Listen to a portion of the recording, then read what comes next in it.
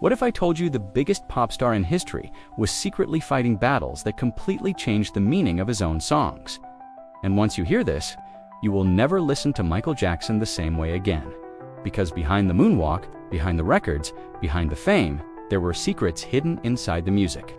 And some of them are darker than you think. Let's start with the bass line that changed music forever. Billie Jean. You've heard it 1,000 times. But do you actually know who Billie Jean was? Michael said the song was inspired by real letters he received from women claiming he fathered their children during the Jackson 5 era. Most artists would ignore that.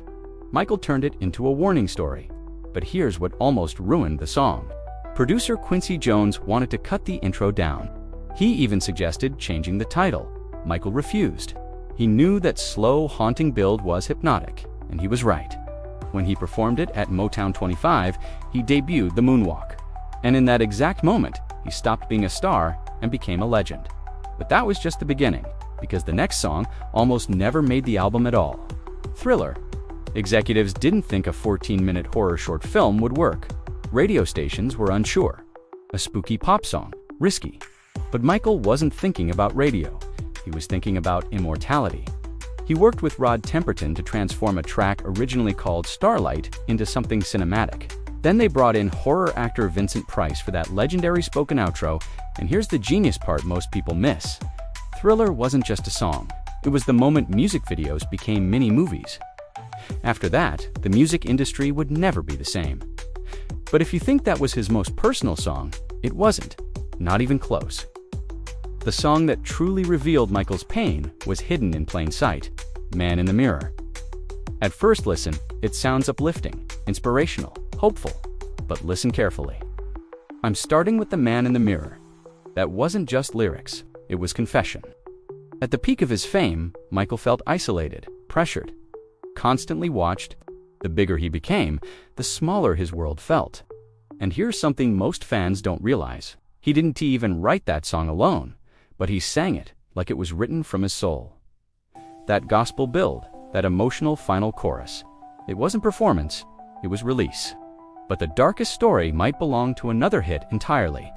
Smooth Criminal. Sounds like a stylish crime story, right? Wrong. The name Annie actually comes from CPR training dummies. Annie, are you okay? Is a phrase used in first aid training. Michael took something clinical and turned it into pop mythology. But here's what makes it genius. He blended anxiety into rhythm. The heartbeat-like pulse, the sharp choreography, the aggressive vocals. It feels urgent because it's designed to feel like danger. And that was Michael's superpower, turning emotion into rhythm. But the song that changed everything for him personally was Black or White. When it dropped in 1991, it wasn't just a single, it was a global event, premiered simultaneously in dozens of countries, watched by hundreds of millions. Michael wasn't just releasing music, he was making statements, but the ending caused controversy. The Panther transformation, the destruction scenes.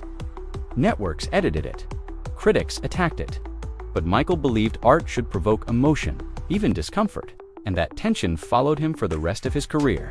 Now here, as the question no one asks, why were so many of his biggest songs about paranoia, conflict, being watched? Because from childhood, Michael never had normalcy. Fame started at age 10.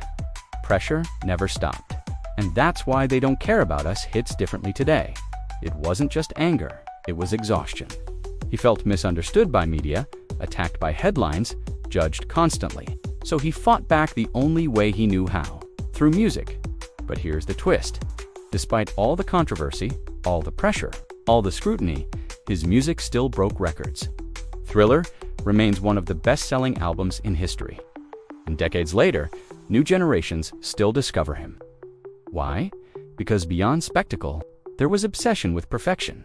Michael would rehearse the same move hundreds of times, record vocals over and over, beatbox entire arrangements before instruments were added.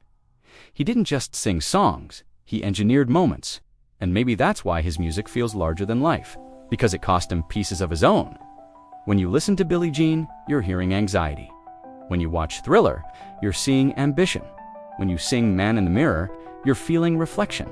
So the next time you hear a Michael Jackson song, ask yourself, was it just pop music? Or was it a message hidden inside rhythm? If you want deeper stories like this, where we break down the truth behind the world's biggest songs, make sure you subscribe to The Story Behind Songs. And before you click away, tell me in the comments, which Michael Jackson song should we uncover next? Because the story behind it might surprise you.